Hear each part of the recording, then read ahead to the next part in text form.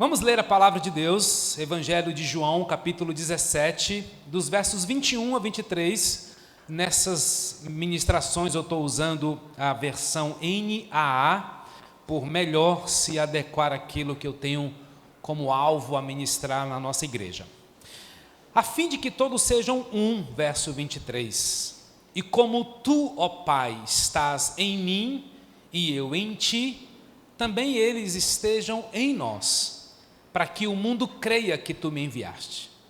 Verso 22, eu lhes transmiti a glória que me deste, para que sejam um, como nós o somos, eu neles e tu em mim, a fim de que sejam aperfeiçoados na unidade, para que o mundo conheça que tu me enviaste e os amaste, como também amastes a mim.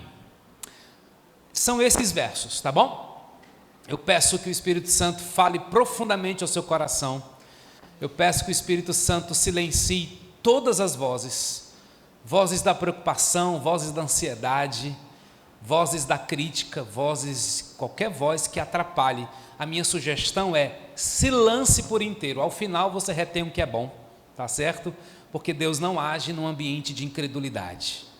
Deus não fala em ambiente de dúvida, porque aquele que duvida é semelhante à onda do mar, agitada e impelida pelo vento, ao que diz Tiago capítulo 1, recebe tudo, aí no final você diz, eu não gostei disso não, aí você tira, mas recebe aquilo que Deus tem para falar ao seu coração, amém gente? Queridos, o contexto bíblico para João 17 é fantástico, porque Jesus está indo para a cruz, Jesus vai se entregar à cruz, vai cumprir a sua missão aqui na terra de morrer, ao terceiro dia ressuscitar. E ele faz uma oração antes de ir para a cruz. A oração de Jesus está descrita aqui em João capítulo 17. Para você entender um pouco mais, a partir do capítulo 12, do verso 23, conta-se um relógio de aproximadamente 2 horas. Os 5 capítulos de João 13 a 17 representam 2 horas. Muita coisa aconteceu em 2 horas, antes de Jesus ir para a cruz. Então, eu já disse em outro momento que esses 5 capítulos, 13, 14, 15, 16 e 17 de João, é para você ter intimidade com esse texto da Bíblia. Por quê, gente? Quem está dizendo algo no final da sua vida está dizendo algo muito importante, não está não? Eu não sei se você já teve a dura experiência de ver alguém morrendo nos seus braços, ou você estava de mãos dadas com alguém. Se ela lhe disse alguma coisa, eu tenho certeza, você nunca vai esquecer das últimas palavras dessa pessoa. Ela pode não ter dito nada, mas o olhar dela, marcou você. João 17 é isso, é Jesus deixando uma mensagem para nós e dizendo assim, não esquece isso é muito importante, você deveria memorizar isso. E qual é o tema, gente, que Jesus traz em João 17? Ele fala de muitas coisas, mas o que eu quero destacar é sobre a unidade. Por isso o nosso tema é aperfeiçoados na unidade. Nós estamos ouvindo sobre unidade nos últimos 3 domingos. Iremos até o próximo domingo, onde encerraremos 5 ministrações voltadas para a unidade, porque há um mover sobrenatural quando andamos em unidade, amém? Unidade não é apenas uma necessidade da igreja, gente. A unidade é a única forma de ser igreja. Por quê? Porque a casa dividida, como permanecerá em pé? Impossível. A unidade não é apenas o anseio da liderança pastoral da nossa igreja, a fim de alinhar todo mundo numa visão espiritual. Não, gente, é muito além. Unidade é a maneira cristocêntrica de manter fielmente os nossos acordos. Pois andarão 2 juntos se não estiverem de acordo? Impossível. Se não houver unidade, se não houver acordo, seja na família, seja na igreja, seja na empresa, a casa vai cair. Isso é uma dura palavra, irmãos, mas eu gosto quando Jesus nos dá palavras reais, alertas reais, para que a gente não tropece. Talvez você esteja aqui hoje e é fruto da quebra de algo na sua vida. A empresa que quebrou, um relacionamento que quebrou. Eu tenho uma certeza, não teve acordos. Não foram honrados acordos feito na assinatura do contrato. Não foram honrados com fidelidade o compromisso feito no altar. Logo, meus irmãos, o término de um relacionamento, a quebra de um casamento, a desconexão de um membro de uma igreja não acontece da noite para o dia. Ela é um processo, ela vai morrendo. Por quê? Porque nós vamos quebrando pequenos combinados, pequenos acordos, pequenas alianças. E como isso é importante, meus irmãos, como isso é importante. São os nossos acordos que faz ficar visível quais são os nossos valores, daquilo que é inegociável, e eu não posso abrir mão. Eu tenho os meus valores, minha esposa tem os valores dela. Quando nós casamos, nós unimos os nossos valores, e esse é um conselho que eu sempre dou para quem está namorando, está noivando, quer casar. Por favor, conversem sobre os seus valores inegociáveis, porque para ele o futebol pode ser um valor inegociável. Já entra sabendo. Como minha esposa entrou sabendo que eu queria ser pastor. Então, irmãos, para a glória de Deus, eu nunca ouvi aquela frase assim: está indo demais na igreja. Nunca ouvi isso. Por quê? Porque temos um acordo. Eu tenho uma missão a cumprir. Eu amo a igreja de Jesus, eu sirvo a esta igreja, e eu sou apaixonado por servir a igreja de Jesus. Imagina se a minha paixão pela igreja incomoda com quem eu estou aliançado. É terrível. E pensa nos desconfortos que você está vivendo na sua empresa, porque você é verdadeiro, você quer falar a verdade, mas você tem um chefe, você tem um amigo, você tem um parceiro que te incita a ser desonesto, te incita a pecar. Isso é muito desagradável, irmãos. A gente não aguenta por muito tempo essa tensão de, às vezes é verdadeiro, às vezes é mentiroso, às vezes eu acerto, às vezes eu erro. Isso é terrível para corroer a lealdade, para corroer a fidelidade. Vocês estão me entendendo? Há um mover sobrenatural quando andamos em unidade. Não é um tema que você decide abraçar ou não. Ele é um tema fundamental. Unidade, irmãos, foi um dos temas da oração de Jesus. Jesus, quando orou pelos seus discípulos que estavam lá com ele, e orou por nós, não sei se você sabe, mas Jesus orou por aqueles que crerão em mim. Jesus já orou por nós, dizendo: eu neles, tu em mim, a fim de que sejam aperfeiçoados na unidade. Então, irmãos, não basta apenas entender sobre unidade. Nós agora seremos conduzidos neste domingo e no próximo domingo sobre como nós vamos nos aperfeiçoar nisso.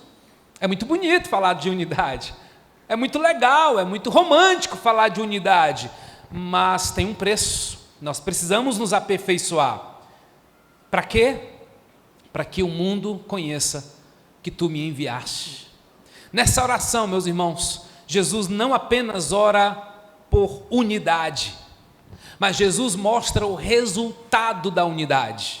O mundo vai me conhecer, ele disse, as pessoas ao redor saberão que Cristo que Cristo vive, que Cristo existe de verdade, que Ele é o Salvador do mundo. Por quê? Porque nós estamos vivendo em unidade.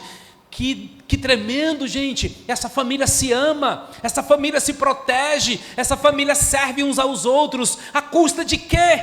Do amor de Cristo, do Evangelho de Cristo. Por isso que a igreja continua sendo e continuará sendo a instituição mais extraordinária da face da terra. Porque aqui, gente, ninguém está aqui por obrigação. Você escolheu estar aqui, você decidiu estar aqui, e é com esse coração voluntário, juntando o meu com o seu, que algo extraordinário acontece. A unidade não só esteve na oração de Jesus, mas foi uma marca, irmãos, fundamental da igreja primitiva.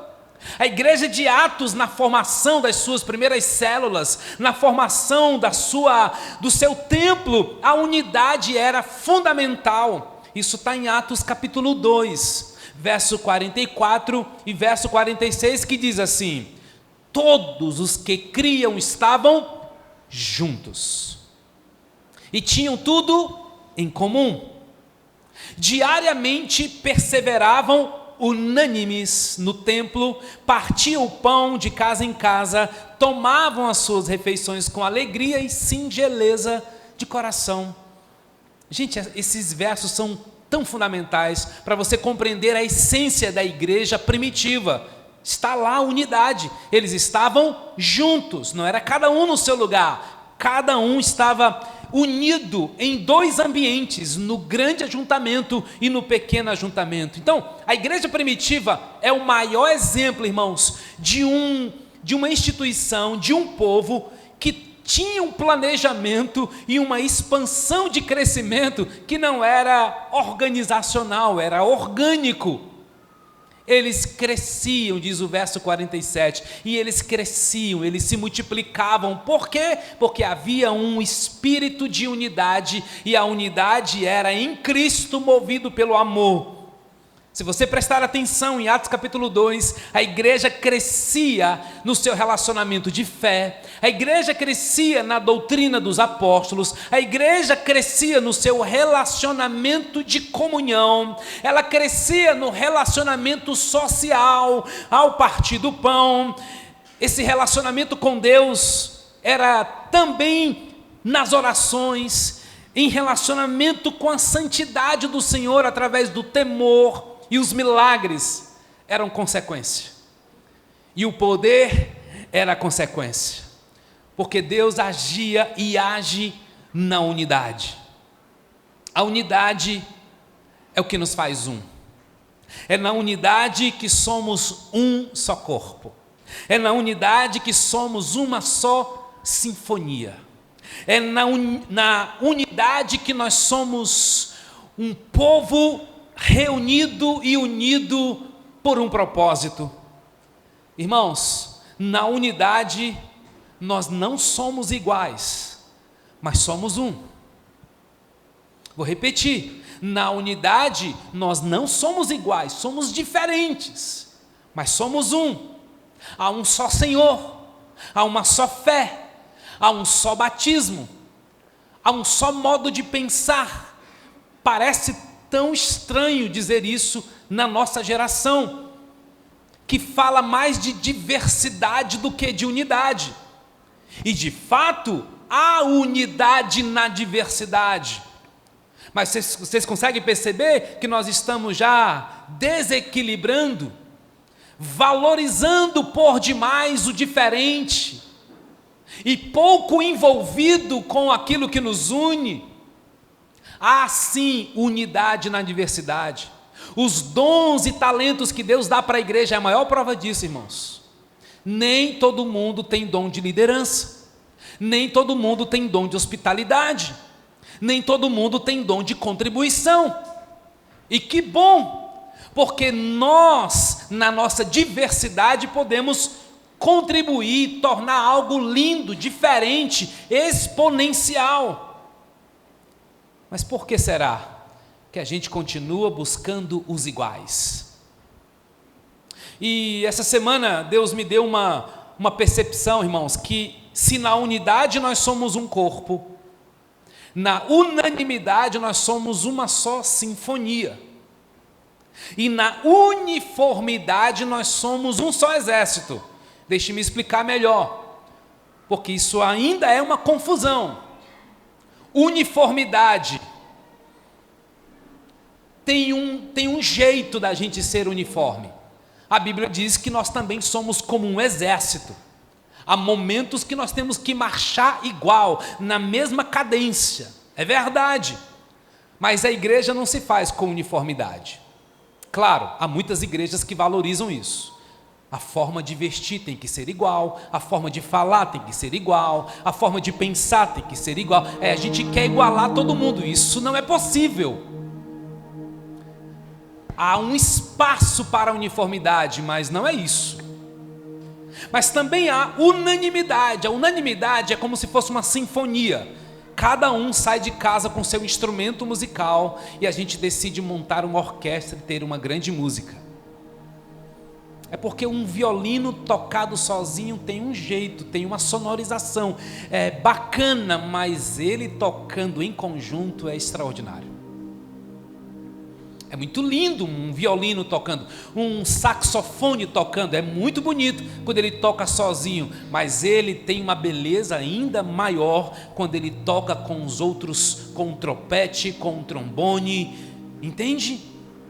A igreja, ela é unânime nesse sentido, que cada um traz o seu tempo, traz os seus dons, traz seus talentos e diz, vamos tocar uma música para Deus. Então a sinfonia tem que ser afinada.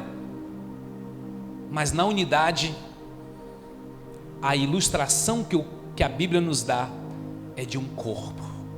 Isto é, o meu dedo não pode dizer para a minha orelha que eu não preciso dele. Eu preciso dele. Eu não preciso de igreja. Essa não é uma frase bíblica. Essa é uma frase humana, carnal, por vezes diabólica. Você precisa, se você é discípulo de Jesus, você precisa de igreja, porque o discípulo de Jesus precisa de uma família. Essa família se chama corpo, esse corpo se chama igreja. E nós dependemos uns dos outros. Nós interdependemos uns dos outros. Efésios 4:3 vai dizer, fazendo tudo para preservar a unidade do Espírito pelo vínculo da paz. Olha só, a conexão da paz, daquilo que estamos vivendo como igreja, com a unidade. Gente, isso é extraordinário. O Espírito Santo, ele é o agente executivo da unidade, queridos. Não somos nós que produzimos unidade, a gente promove dinâmica de grupo. Só o Espírito Santo promove unidade. Não há unidade sem o Espírito Santo. Uma igreja se move no poder do Espírito Santo, e quem vive no Espírito será incomodado a viver em unidade. Quem despreza a unidade já perdeu intimidade com o Espírito Santo. A unidade da igreja, então, irmãos, é gerada pelo Espírito Santo. Mas o que você precisa ver no texto de Efésios 4:3 é: você e eu somos responsáveis por preservar a unidade. Corpo de Cristo, fazendo tudo para preservar a unidade. E falando de Casa Viva, a pergunta é: eu estou preservando e promovendo unidade? Ou eu estou sendo um instrumento do inimigo para promover indiferença? Ou eu estou sendo usado pelo inimigo para promover isolamento, individualismo, falta de transparência, julgamento, deslealdade? Irmãos, eu falei há 3 domingos atrás que esses domingos seria uma conversa muito íntima da nossa comunidade, porque nós estamos crescendo como igreja.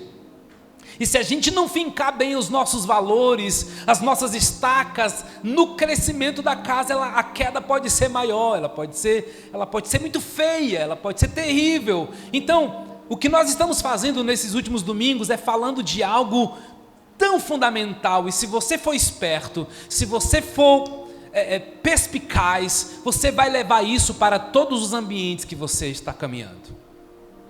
Pode aplicar no seu casamento, que vai ser um princípio fundamental. Aplique no seu ambiente de trabalho, vai ser fundamental. E como nós já ministramos no culto passado, que nós tínhamos que vencer alguns inimigos que afetam a unidade. Eu já falei deles: a indiferença, o isolamento, o individualismo, a falta de transparência, o julgamento, a deslealdade. Hoje eu quero focar em como vencê-las. Para a gente vencer a indiferença, primeiro, nós precisamos do amor que valoriza as diferenças.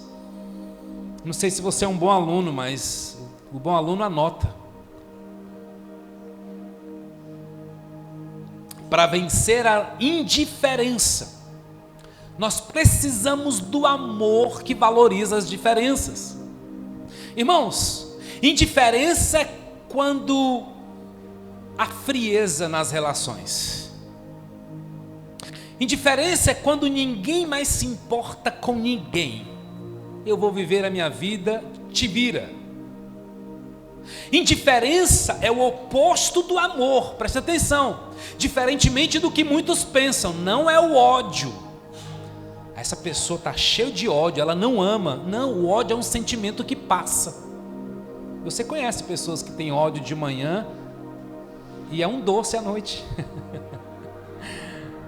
A indiferença é diferente. A diferença, ela mata você por dentro.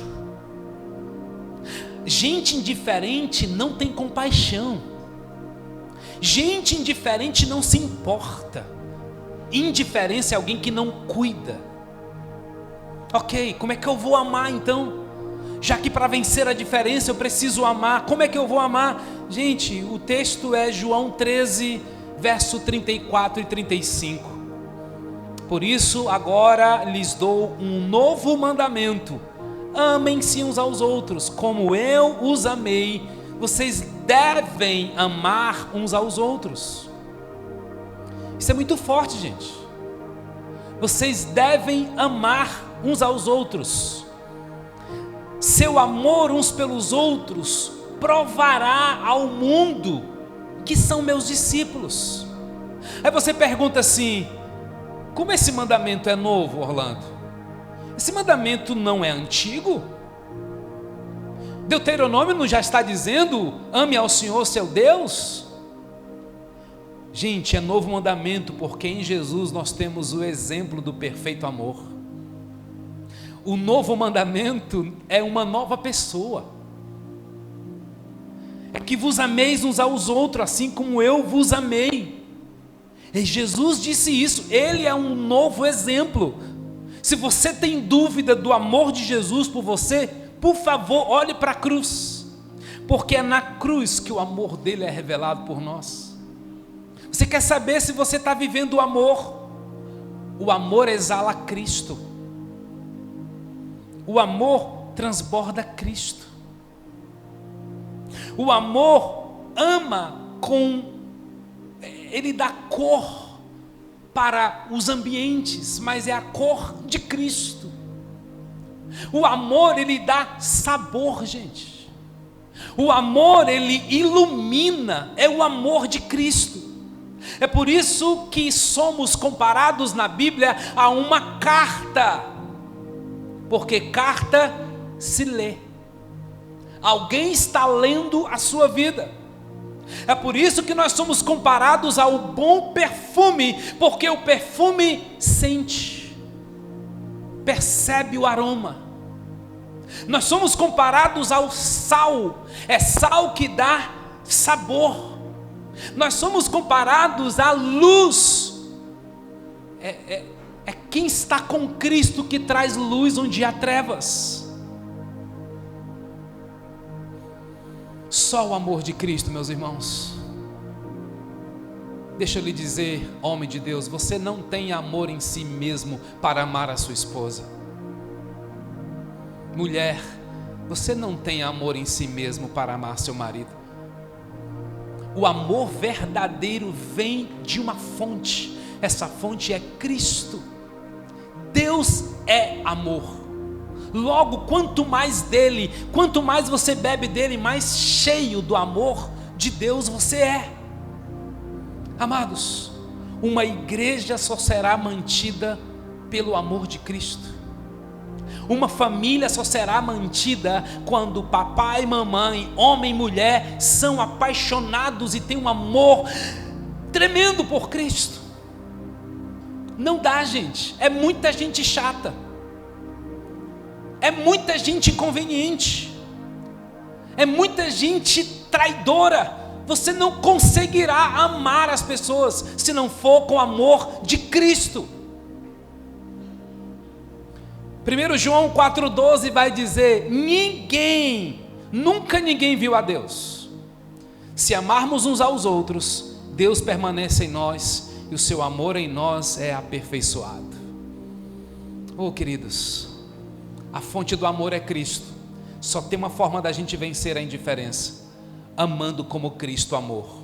Logo os nossos relacionamentos precisam ser cristocêntricos. Logo o nosso amor tem que ser um amor cristocêntrico.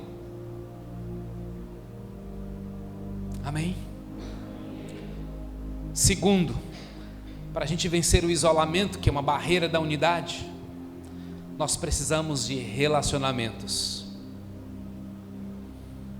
Parece a mesma coisa, mas não é. Nós precisamos de relacionamentos cristocêntricos, porque só vive o amor quem se dispõe a se relacionar. Irmãos, isso aqui é tão fundamental na vida cristã, eu queria tanto que você entendesse.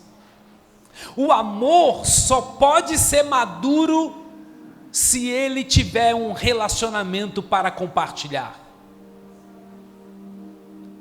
Quando a gente não consegue manter as relações, é uma denúncia do nosso nível de amor. Relacionamento, irmãos, é a disposição para a gente conviver. Relacionamento é a disposição em amor de se aproximar. Relacionamento é a disposição de se conectar. Porque o amor não pode ser vivido no isolamento. Amar não é uma opção, irmãos. Amar é um mandamento.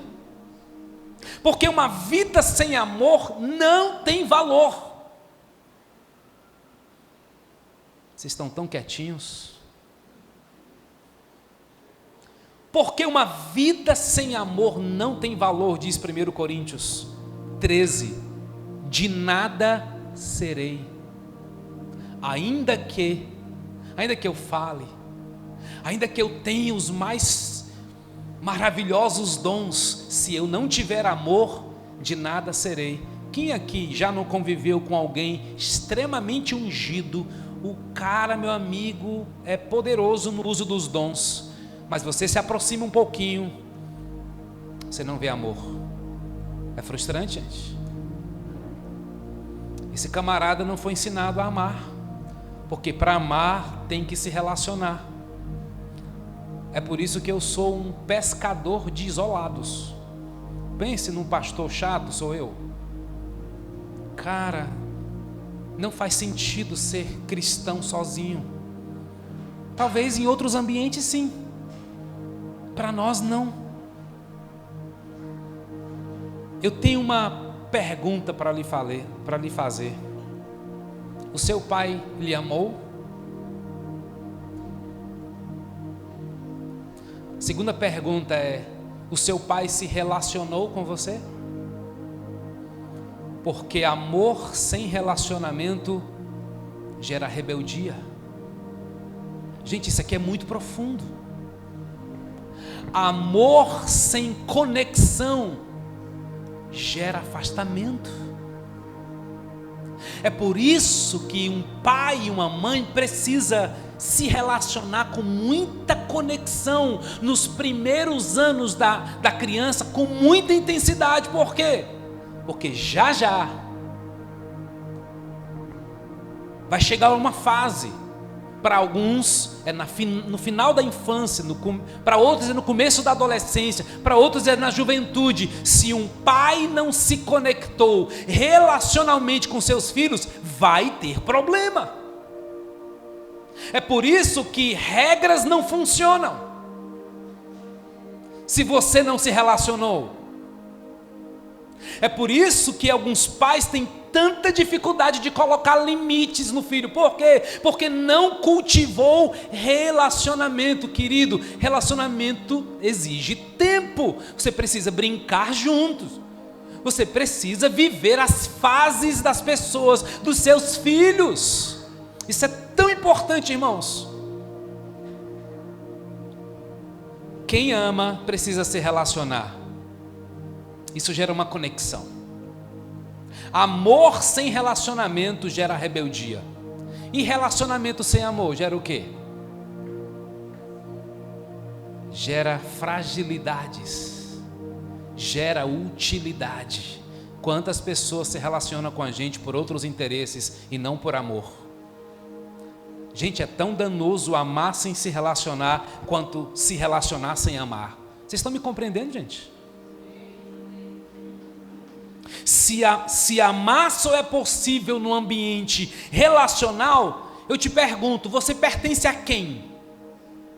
Você pertence à sua família? Você pertence a mais a quem? Porque se você é um discípulo de Jesus e não pertence a ninguém, não pertence a nada, tá ruim para você. Eu tenho certeza que você está sofrendo mais do que deveria, absoluta certeza, porque tem coisas que só no relacionamento é possível viver, tem curas que só no relacionamento é possível experimentar, tem perdão que só no relacionamento é capaz de viver, e eu estou falando de relacionamento cristocêntrico, amém? Não estou falando de nenhum outro tipo de relacionamento. Esse assunto é absurdamente vasto. Nós fomos criados, irmãos, para amar e ser amado. Logo nós fomos criados para se relacionar e se deixar relacionar. Tem coisa mais maravilhosa do que bons relacionamentos, gente? Gente, um relacionamento de amizade é tremendo. Uma família saudável é muito bonito, gente. Tem coisa que mais machuca do que um abuso familiar? Tem coisa mais traumática do que a dor de um divórcio?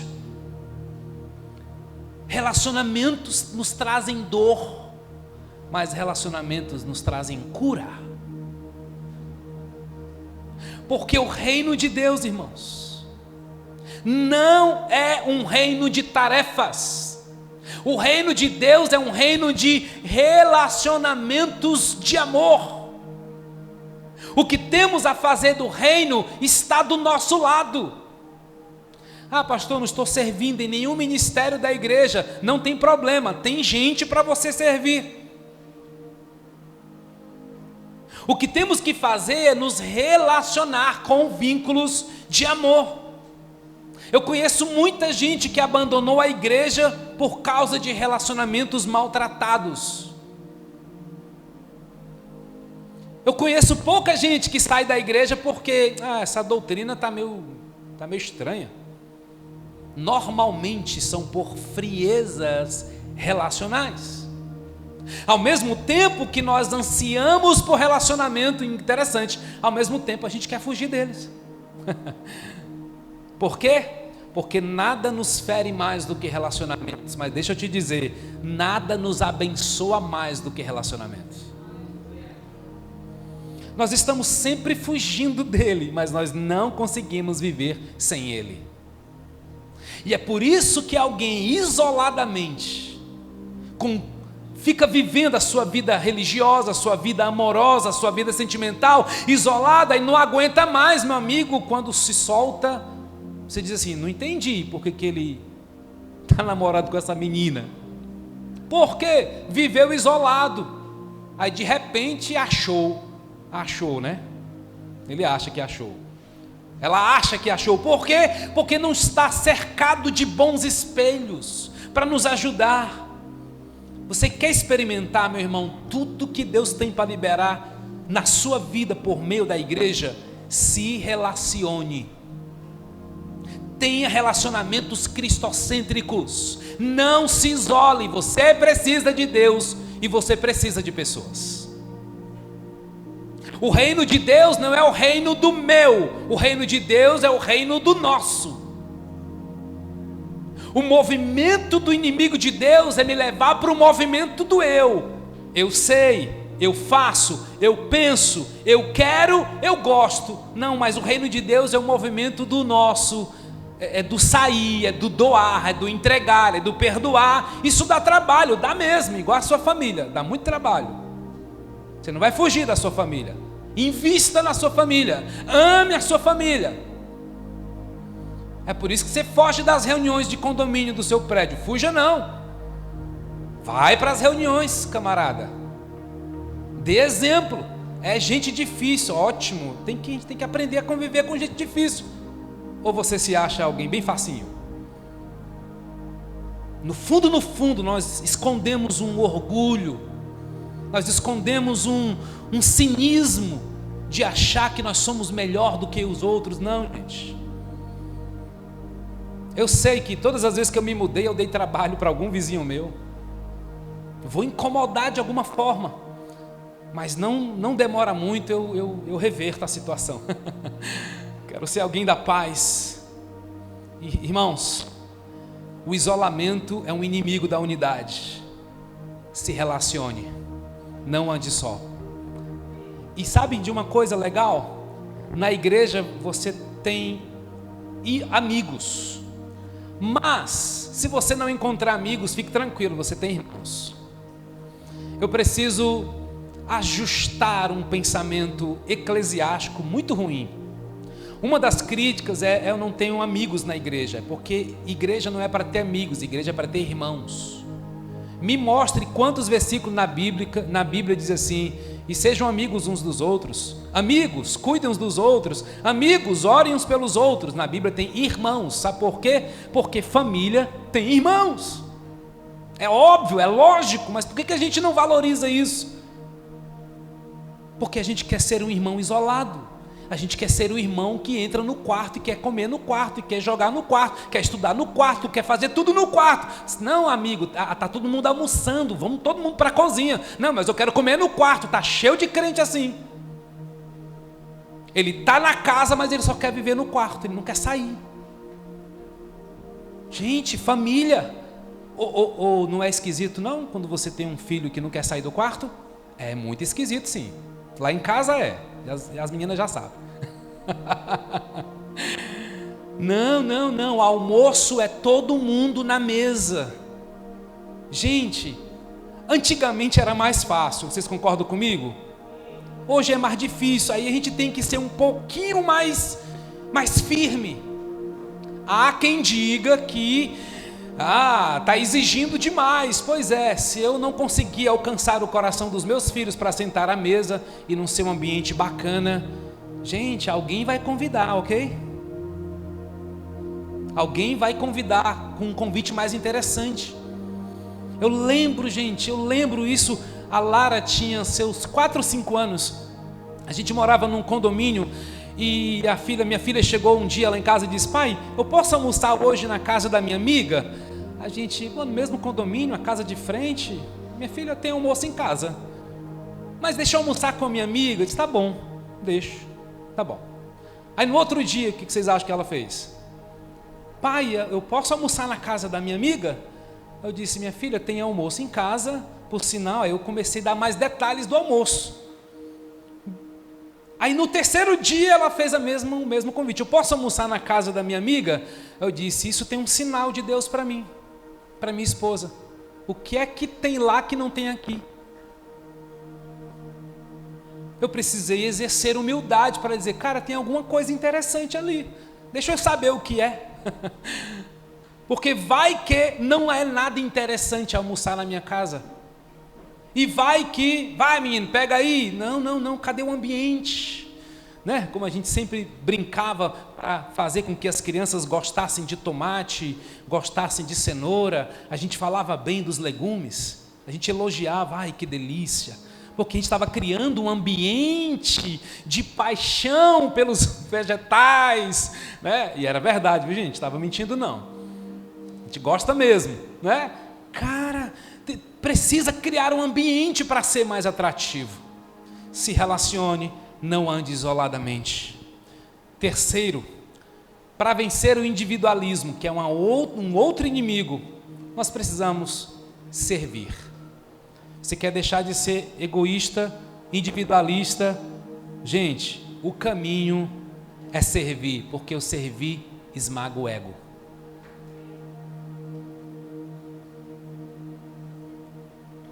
O texto que me impacta é Mateus 25. O reino dos céus pode ser ilustrado também com a história de um homem que ia para outro país, então reuniu os seus servos, confiou-lhes seus bens, versículo 14 e 15. A um deu 5 talentos, a outro deu 2 e a outro a 1, divididos de acordo com a competência deles, então partiu para a sua viagem. Aqui é a parábola dos talentos, tá certo? Resumidamente, o primeiro começou com 5 talentos e multiplicou, e lhe foi dado 10 ao final, quando foi prestado contas. O segundo multiplicou os seus 2 e acabou com 4. O último, no entanto, não multiplicou o dom que lhe foi confiado, pois decidiu simplesmente manter o que tinha. Preste atenção. O reino de Deus não é feito de manutenção, é feito de movimento. Depois de muito tempo, o senhor daquele servo voltou e acertou contas com ele. Ele chamou os servos e confiou a eles seus talentos. O termo confia é uma indicação de que os seus servos são mordomos.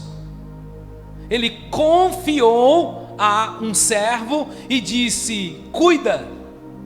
O mordomo é muito interessante, irmãos, a figura do mordomo. Por quê? Porque mordomo é um servo que mora numa mansão, mas ele não é dono da mansão. O mordomo é alguém que dirige a Mercedes, mas a Mercedes não é dele. Ele foi chamado para administrar, para cuidar das coisas do Senhor. E os dons que recebemos, é seu ou é de Deus? Ou você acha que você não recebeu o dom? Você recebeu o dom, sim. Aí você é mordomo ou dono do dom que Deus te deu? Se você está sendo um bom mordomo do dom que você recebeu, você vai receber uma recompensa. O Senhor vem para ajustar as contas. E Ele chama o que recebeu 5 e o servo lhe multiplicou e devolveu 10. E ele ouviu do seu senhor: mestre. Ele ouviu do seu mestre: muito bem, servo bom e fiel. Ele chama o segundo que tinha recebido 2 talentos, que multiplicou mais 2. E ele ouviu: muito bem, servo bom e fiel. Porque a fidelidade a Deus, irmãos, está ligado a multiplicar o que Ele derramou na nossa vida. Vou repetir: fidelidade a Deus está ligada em multiplicar o que Ele derramou na nossa vida. Agora Ele chama aquele que recebeu 1, e esse não multiplicou nada, ele guardou, ele foi conservador, ele só manteve, ele guardou para não perder. Porque o medo do seu Senhor era maior do que a confiança no seu Senhor. E ele escuta o seguinte: servo mau e o quê? Infiel? A raiz da palavra é servo mau e preguiçoso. Gente, eu fiquei chocado quando fui estudar isso. Porque eu ainda não tinha associado infidelidade com preguiça. O que não multiplicou, servo mau, não deveria ser servo infiel? Por que o texto disse servo mau e preguiçoso? Porque nesse contexto, os dons, ao contrário de fidelidade, não é infidelidade, mas é preguiça. Esse homem simplesmente enterrou e disse: eu vou fazer nada. Alguma semelhança com alguém aqui? Ah, mas eu tenho um dom de ensinar. O que você está fazendo no reino de Deus com o seu dom de ensinar? Estou fazendo nada. Servo mau e preguiçoso. Não, mas eu sei cantar. E você está fazendo o que no reino de Deus para cantar? Estou fazendo nada. Servo mau e preguiçoso. Esse homem enterrou, gente, por preguiça de servir. Preguiça de plantar, preguiça de cuidar, preguiça de ligar, preguiça de marcar um tempo de mesa, preguiça servo mau e preguiçoso. Você quer vencer o individualismo? Sirvam uns aos outros conforme o dom que recebeu, diz 1 Pedro 4,10.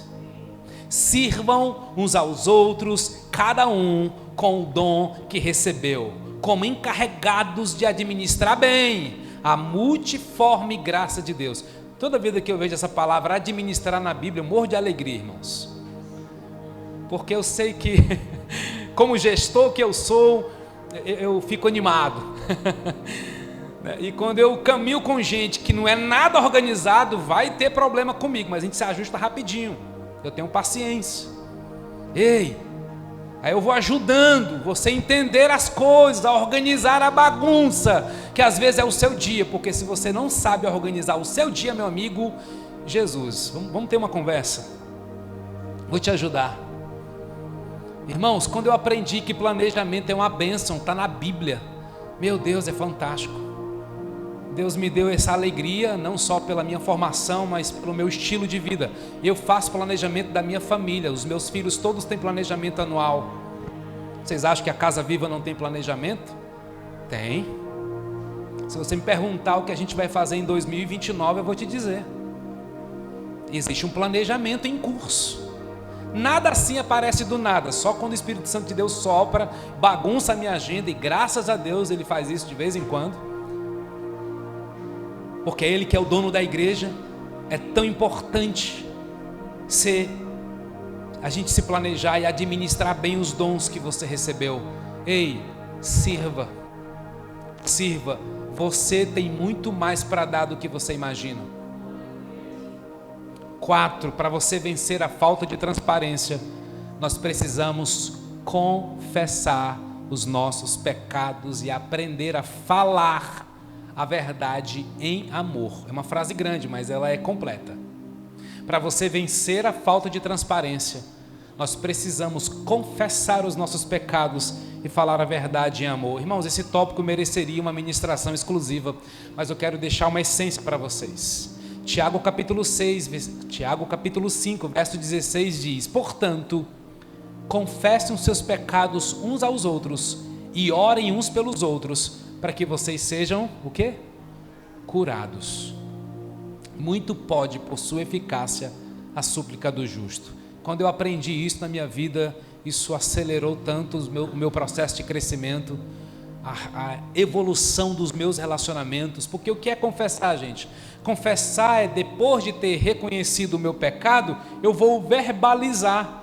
Bom, mas talvez pela nossa cultura romana, a gente entende que a gente tem que confessar os nossos pecados somente para Deus. Ele é a primeira e principal pessoa a ouvir a sua confissão. Em 1 João 3,4 está escrito: todo aquele que pratica pecado transgride a lei, e de fato o pecado é a transgressão da lei. Sim, nós pecamos. Pecado é a transgressão voluntária da vontade de Deus. E em Romanos 6,23 tem uma consequência, tem um salário. O pecado tem um salário, tem um resultado, infelizmente, mas é a morte. É a morte da minha comunhão com Deus. O que você acha que vai acontecer se você tem algo não tratado com alguém da sua casa? Vai gerar morte. Como é que a gente vai fazer isso, gente? Individualmente. A gente tem que abrir o coração, pedir perdão. A gente precisa ter ambiente de graça e de verdade. A gente precisa pedir perdão, como Davi, em 2 Samuel 12:13. Davi, após ter sido confrontado quanto ao seu pecado pelo profeta Natã, Davi disse: pequei contra o Senhor. Quer estudar um pouco mais sobre isso? Vai no Salmo 32, depois vai no Salmo 51. Tem um texto na Bíblia que diz que enquanto eu calava os meus pecados, o meu corpo gemia. Gente, por favor, pecado adoece também, tá? Não é só ansiedade, não Não é só a síndrome que você enfrenta, não. O pecado adoece. Também tem pecados coletivos. Neemias 1,6 está escrito: confessa o pecado que nós, os israelitas, temos cometido contra ti. Oi. Sim, eu e o meu povo temos pecado. Para quem que eu vou confessar, gente? Para Deus. Esdras 10:11 está escrito: agora confessem o seu pecado ao Senhor, o Deus dos seus antepassados. E aqui chegamos no texto. Nós confessamos a quem também? A um irmão em Cristo, em que eu posso ouvir com graça e exortar com a verdade. Tiago 5,16: confessem os seus pecados uns aos outros e orem uns pelos outros. Se você começar a entrar nessa jornada, apenas tem uma orientação pastoral para a gente não bagunçar o processo. Procure alguém que tenha um pouco mais de maturidade que você. Mas não precisa ser só com alguém que é mais maduro na fé do que eu. Não, é uns aos outros. Mas é só para você começar o processo. Procure alguém que tenha maturidade um pouco mais do que você. Há cura na confissão. Quinto e último, porque o sexto vai ficar para a próxima semana. Para vencer o julgamento, que é o quinto inimigo da unidade, nós precisamos desenvolver o fruto da bondade e da paciência. Eita Deus!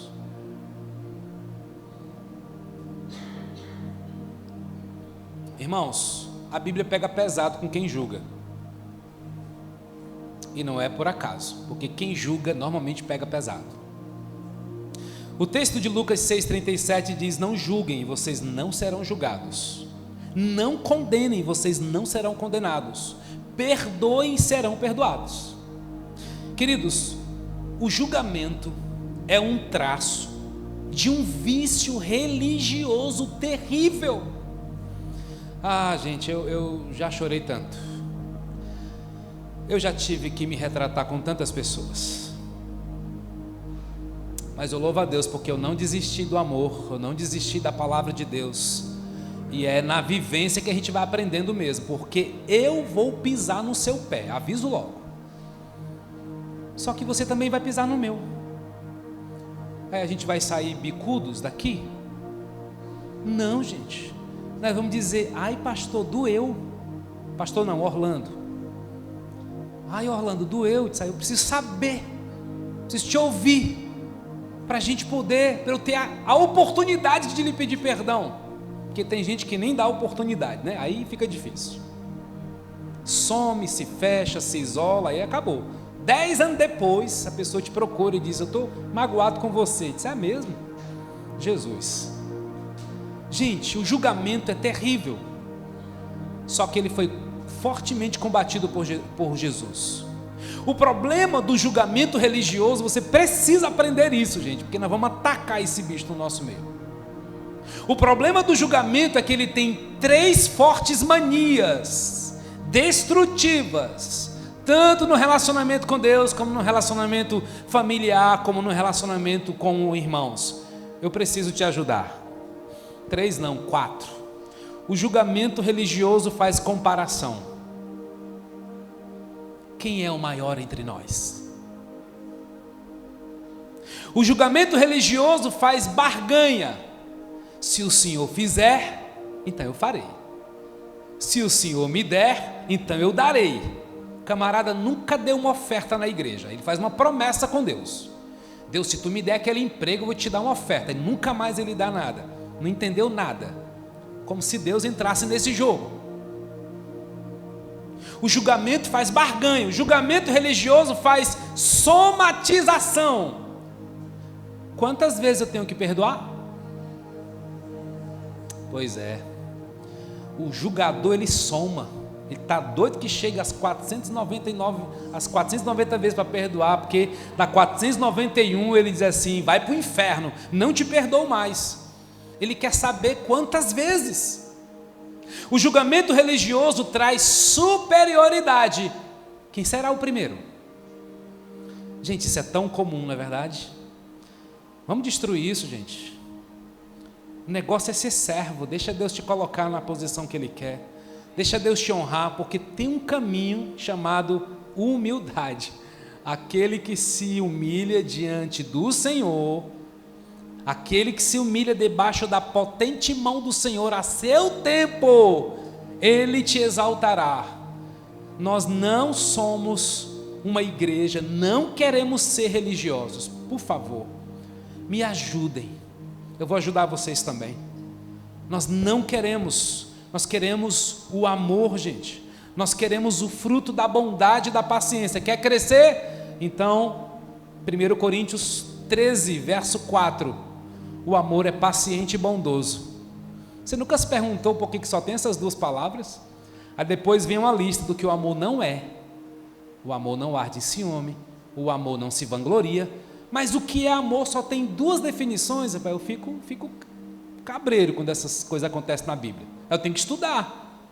Aprendam de mim que sou manso e humilde. Por que Jesus não colocou assim? Aprendam de mim que sou amor e perdoador. Por que manso e humilde, gente? Porque Ele sabe o que mais pega a gente é autojustiça, que é o inimigo da mansidão. E o que mais pega a gente é o orgulho, o inimigo da humildade. Aí Jesus disse assim: deixa eu dar só duas características minhas, porque se eles tirarem o peso do orgulho e o peso da autojustiça, eles vão caminhar mais leve. O fardo de Jesus é leve, porque é cheio de humildade e mansidão. Dá glória a Deus, crente. Isso é tremendo. Porque o amor é paciente e bondoso. O amor é paciente, irmãos, traz uma ideia de infinita capacidade de suportar. Paciência é a mesma palavra para longanimidade, ou seja, ânimo longo.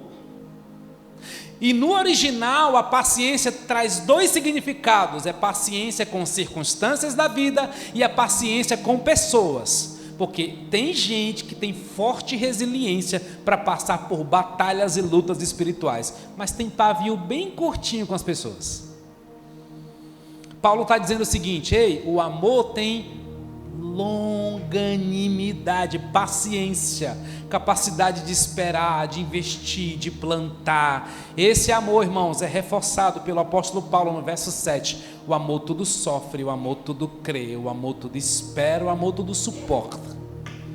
Pastor, mas o senhor levantou a régua, né? É Jesus, né? Ainda bem que é Ele. E se eu não pregar a palavra, eu estou lascado, gente. Eu preciso. O amor é paciente, o amor é bondoso. Sabe que a ideia do bondoso é a ideia da reação. A ideia aqui é reagir bem, é reagir com bondade. E eu tenho aprendido, irmãos, que o verdadeiro caráter de um discípulo se revela na sua reação. Como você reage a quem você é. Até que você vai transformar aquela reação em uma ação bonita, tranquila. A gente tem que agir bem, mas é na reação quem você é mesmo. E só há uma forma da gente resolver tudo isso: com o amor de Cristo. O amor é paciente. Por favor, receba mais de Cristo para você ser mais paciente. O amor é bondoso. Guarde o seu coração para você não reagir com indiferença. Guarde o seu coração, irmãos. Eu quero apresentar um quadro para vocês, que eu vou compartilhar com vocês aqui, vou mandar no nosso grupo. Coloca lá a tela para a gente. Dos 25 mandamentos para a gente preservar a unidade do corpo de Cristo. Gente, tem mais, tá? Eu só trouxe 25, tá bom? Amem uns aos outros, aceitem uns aos outros, saúdem uns aos outros, tenham igual cuidado uns pelos outros, sujeitem-se uns aos outros, suportem uns aos outros. Esses são os mandamentos que valorizam as pessoas. Mandamentos que contribuem para o crescimento dos outros. Edifiquem-se uns aos outros, ensinem uns aos outros, encorajem uns aos outros, aconselhem uns aos outros, falem entre vocês com salmos, hinos e cânticos espirituais. Ali, os mandamentos que protegem o corpo de Cristo. Não tenham inveja uns dos outros, deixem de julgar uns aos outros, não se queixem uns dos outros, não falem mal uns dos outros, não mordam e devorem uns aos outros. Vala, meu Deus, né? Tem isso? Tem. Não provoquem uns aos outros, não mintam uns aos outros, confessem pecados uns aos outros, perdoem uns aos outros. Jesus. E os mandamentos de serviço: sirvam uns aos outros, levem os fardos pesados uns dos outros, sejam hospitaleiros uns dos outros, sejam bondosos uns para com os outros, orem uns pelos outros. A gente tem muito trabalho, irmãos, pela frente. Como igreja, isso é maravilhoso, gente, isso é família. Se tem esse monte de mandamento é porque a gente precisa. Amém?